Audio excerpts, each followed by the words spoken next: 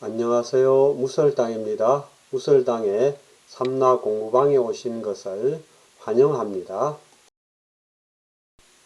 이 영상에서는 설법의 내용 수준에 따른 교판 중에서 중국 당나라 시대의 법장대사의 화엄종 5교 10종에 대해 말씀드리고자 합니다. 중국 불교 화엄종의 제3대 조사이신 법장대사는 경전을 5교로 나누고 그것을 표현된 교리에 따라 다시 10종으로 나누었습니다.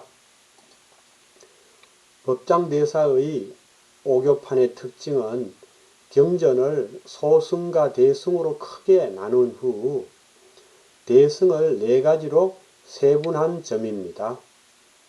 소승교와 대승시교, 대승종교, 대승동교, 대승원교로 말입니다.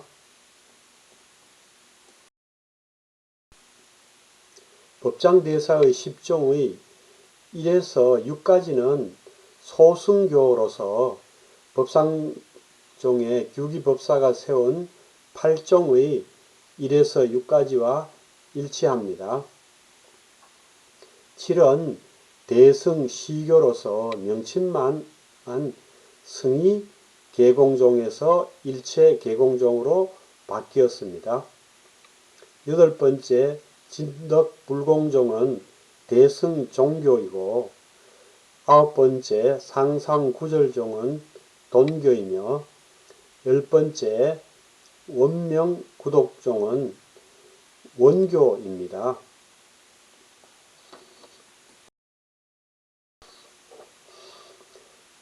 소승교는 암경, 대비파사론, 아비달마 구사론 등의 가르침을 말하는데 이것을 소승이라고 하는 까닭은 사람이 공함, 즉 인공, 즉 무함만을 설하고 법이 공함, 즉 법공을 나타내지 못하기 때문입니다. 공에 대한 인식이 얕아서 인공만을 천착함으로 소승입니다. 공에 대한 인식이 깊어서 법공을 설하면 대승입니다. 법장대사의 10종의 1에서 6까지가 소승교인데 1은 아법구유종이고 2는 법유아무종입니다. 첫째 아법구유종은 아와 법, 즉 나와 이 세상 삼라만상이 모두 있다는 가르침입니다.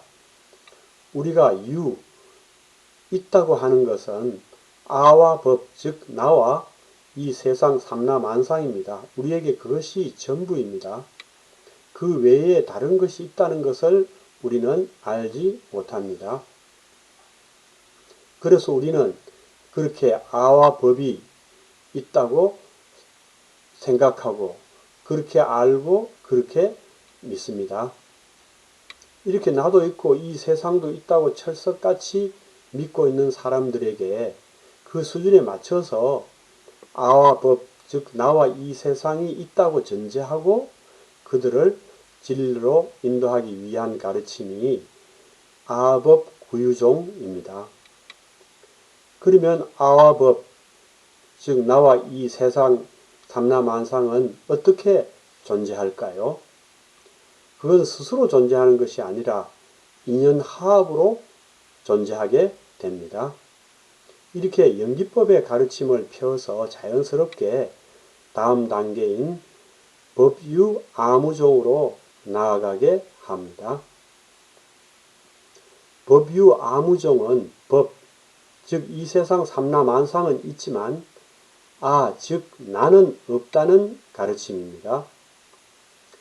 연기법을 통해서 우리는 아무, 즉 나가 없음, 무아를 깨달을 수 있습니다.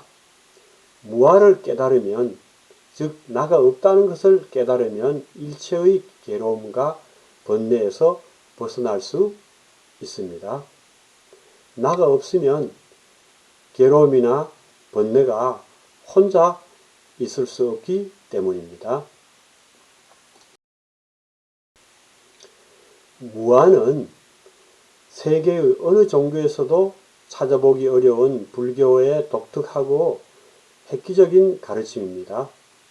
국민의 존경을 한몸에 받으시던 김수환 추기경님께서 생존 당시 어느 해 크리스마스 이브에 TV에 출연하시어 출연자들과 자유롭게 질의응답을 하신 적이 있습니다. 그때 가톨릭 신자인 젊은 출연자가 진지하게 한 표정으로 물었습니다. 추기경님, 천국이 정말로 있습니까? 이렇게 말입니다. 가톨릭과 기독교 신자들 모두가 정말로 궁금한 사항을 물은 것입니다. 추기경님께서 뭐라고 답하셨을까요? 있다고 하셨을까요? 없다고 하셨을까요? 국민의 존경을 받는 추기경님답게 솔직하게 답해 주셨습니다. 솔직히 나도 잘 모릅니다. 하지만 있다고 믿고 사는 것이 인생에 훨씬 도움이 됩니다. 이렇게 답하셨습니다. 신학자 파스칼의 내기 이론으로 답하신 것입니다. 이 질문에서 우리는 질문자가 이미 어떤 전제를 깔고 질문하고 있음을 알 수 있습니다. 자신이 존재한다는 것을 전제하고 지금 자신이 존재하는데 죽으면 자신이 갈 천국이 있는지를 궁금해하는 것입니다. 만일 젊은 출연자 자신이 존재하지 않으면 천국이 있느냐 없느냐 하는 것은 궁금할 것도 없고 걱정할 것도 없습니다. 불교 공부와 수행은 극락과 천국을 갈구하기에 앞서 그것을 갈구하는 주체인 나가 존재하는가, 나는 무엇인가를 먼저 탐구하는 것입니다.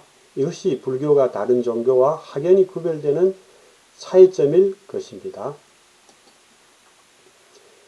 불교 수행에 철저한 입장에 선다면 즉시 그 질문자에게 이렇게 되물을 수밖에 없습니다. 그 질문을 하기 전에 지금 질문을 하는 나가 존재하는지 탐구해 보십시오. 지금 질문하는 그것이 무엇입니까?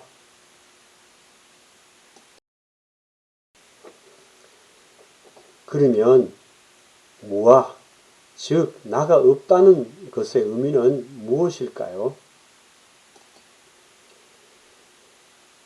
무작자, 즉 작용의 주체가 없다는 뜻입니다. 죽은 후에 극락에 간다, 천국에 간다고 할 때 극락을 가고 천국을 가는 주체가 없다는 뜻입니다. 살아서도 마찬가지입니다. 보고 듣고 느끼고 알고 생각하고 기뻐하고 괴로워하는 주체가 없다는 뜻입니다. 우리가 일상생활에서 보고 듣고 가고 오고 앉고 서고 생각하고 기뻐하고 슬퍼하고 하지만 거기에 그 작용을 하는 주체가 없습니다. 이 무아법은 참으로 이해하기도 어렵고 받아들이기도 어렵습니다. 동시에 신비한 일이 아닐 수 없습니다. 행위의 주체는 없는데 행위는 끊임없이 이루어지기 때문입니다. 이것은 이해의 영역이 아니라 깨달음, 즉 체험의 영역입니다. 이 무아법을 깨달으면 불교 공부의 3분의 2는 이루었다고 감히 말할 수 있을 것입니다. 대승시교는 대승의 첫 가르침이란 뜻으로 대승초교라고도 하는데 반야심경과 해심밀경의 가르침을 말합니다. 대승시교는 공시교와 상시교로 나누어집니다. 공시교는 반야경과 중론이 설하는 삼론종의 중간 사상을 말합니다. 상시교는 해심밀경과 유식 논서들이 설하는 법상종의 유식사상을 말합니다. 공시교의 핵심 가르침이 일체 계공인 반면 상시교의 핵심 가르침은 만법 유식입니다. 반야경은 일체법이 실체가 없어서 공하다는 법공을 설합니다. 법공, 즉 눈앞에 가득히 펼쳐진 저 산가들, 그리고 강과 바다, 나아가 강활한 우주까지 몽땅 꿈처럼, 그리고 수면 위에 비친 물그림자처럼 실체가 없어서 공하다는 것을 과연 누가 믿을 수 있고 받아들일 수 있을까요? 또 오감, 즉 온갖 대상을 보고 듣고 느끼고 알고 생각한 것과 그로 인해 일어난 희로애구 애호욕의 칠정의 감정까지도 몽땅 실체가 없어서 공하다는 것을 과연 누가 믿을 수 있고 받아들일 수 있을까요? 그러니 근기가 높은 상중기의 대승인이 아니고서는 법공이라는 이 높은 줄령을 넘을 수가 없습니다. 눈앞에 가득히 펼쳐진 저 나무와 꽃, 그리고 산과 강, 새들과 짐승들이 모두 인연생기여서 자체의 성품이 없어서 공한데, 즉 법공인데 어찌 나무가 푸르고 꽃이 붉으며 산이 높고 강이 흐르며 새가 하늘을 날고 짐승들이 사냐를 뛰어다닐까요? 법공이면 작용의 주체가 없는데 어떻게 이런 작용이 가능한 것일까요? 도대체 이게 뭘까요? 참으로 이해하기도 어렵고 받아들이기도 어렵습니다. 동시에 신비한 일이 아닐 수 없습니다. 그러므로 법공은 이해의 영역이 아니라 깨달음의 영역입니다. 해심밀경은 만법 유식을 설합니다. 만법 유식은 모든 것이 유식, 즉 단지 암, 분별, 생각일 뿐이라는 뜻입니다. 눈앞에 가득히 펼쳐진 저 산가들, 강과 바다, 강활한 우주가 그 스스로 존재하는 것이 아니라 단지 그것을 인식하는 자가 그것을 산이라고, 들이라고, 강이라고, 바다라고, 우주라고 단지 그렇게 아는 것, 그렇게 분별하는 것, 그렇게 생각하는 것일 뿐이라는 뜻입니다. 그러므로 유식무경, 즉 오직 안에 있는 식뿐이며 바깥에 보이고 들리는 대상세계, 즉 외경은 없습니다. 여러분, 만법 유식, 유식무경을 이해할 수 있고 받아들일 수 있겠습니까? 이 세상 일체 존재는 철저히 우리의 6가지 감각기관의 느낌과 암, 즉 마음의 분별로 존재합니다. 육식, 즉 우리의 마음에 의지하여 우리의 한 생각에 의지하여 존재합니다. 저 산가들, 강과 바다가 우리 마음에 비집고 들어와서 나는 산이다, 나는 들이다, 나는 강이다, 나는 바다이다 라고 말하는 것이 결코 아닙니다. 우리의 미혹한 마음이 산이 있다, 산이다, 들이 있다, 들이다 라고 분별망상하는 것일 뿐입니다. 그런데도 우리는 만법 유식과 유식무경의 도리를 깨치지 못함으로써 산은 그 스스로 존재하고 그 스스로 산이며 들은 그 스스로 존재하고 그 스스로 들이라고 철석까지 믿습니다. 그러므로 이 우주 천지 만물이 그 스스로 존재하는 것이 아니라 마음의 분별로 인해서 비로소 존재한다는 만법 유식의 도리는 상근기의 대승인이 아니고서는 도저히 믿을 수도 없고 받아들일 수도 없고 깨달을 수도 없습니다. 상근기의 대승인이 아니고서는 유식무경이라는, 즉 식밖에 없고 바깥에 대상은 없다는 이 높은 줄령을 넘기가 어렵습니다. 만법유식은 철학의 표현으로 말하면 존재가 먼저냐 인식이 먼저냐 하는 논쟁에서 인식이 먼저라는 주장과 같습니다. 그리고 그리스도교 신학의 표현으로 말하면 하나님의 알면 사물의 존재에 앞서는 반면에 사물의 존재는 우리의 알을 앞선다 하는 것입니다. 하느님이 사물을 아심으로 사물이 비로소 존재하게 됩니다. 그런데 우리는 사물이 먼저 존재하므로 그래서 우리가 비로소 사물을 안다고 생각합니다. 만법 유식의 도리를 깨달은 사람에게는 그의 암, 즉 그의 분별이 대상 사물의 존재에 앞섭니다. 그가 사물을 알므로써, 즉 분별함으로써 비로소 사물이 존재하게 됩니다. 하지만 이 도리를 깨닫지 못한 사람들은 이 우주 천지 만물이 저 스스로 먼저 존재하고 그것이 그렇게 먼저 존재하기 때문에 자기가 그것을 보고 듣고 느끼고 안다고 생각합니다. 자기가 보고 듣고 느끼고 알기 이전에 이미 이 우주 천지 만물이 존재한다고 생각하는 것입니다. 대상 사물의 존재가 자신의 알을 앞선다고 생각하는 것입니다. 우리는 대상 사물의 존재가 우리의 알을 앞선다고, 즉 대상 사물이 먼저 존재하고 그래서 우리가 그것을 안다고 생각하기 때문에 대상 사물이 주인이 되고 우리는 종이 되어서 대상 사물에 끌려다닐 수밖에 없는 존재로 전락하게 됩니다. 심리현상에 대해서도 마찬가지입니다.